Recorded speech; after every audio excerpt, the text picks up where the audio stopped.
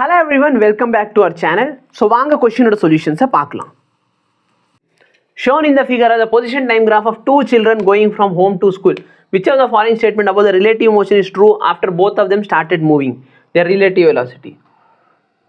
நல்லா பாரு, ஆங்கிள் பாரு, யாரோட ஆங்கிள் அதிகமாக இருக்குது? C1ஓடது அதிகமாக இருக்குது. கரெக்டா இல்லையா? கரெக்டா?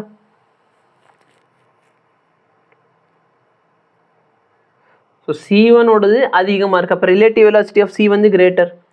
ஸோ ஃபஸ்ட்டு இன்க்ரீஸ் தென் டிக்ரீஸ், ஃபர்ஸ்ட் டிக்ரீஸ் தென் இன்க்ரீஸ்னு சொல்கிறாங்க. அப்படி இல்லை, எனக்கு தெரிஞ்சு ஜீரோ கிடையாது. ஜீரோனா பேரலாக இருக்கணும். நான் ஜீரோ ஒரு கான்ஸ்டன்ட் வேல்யூ, ஏன்னா ரெண்டு பேரோட ஸ்லோப் வந்து கான்ஸ்டண்ட்டாக இருக்குது. அப்போ ஒன்றுலேருந்து இன்னொன்று சப்ராக்ட் பண்ணால் நம்மளுக்கு ஒரு கான்ஸ்டன்ட் வேல்யூ கிடைக்கும். புரியுதா?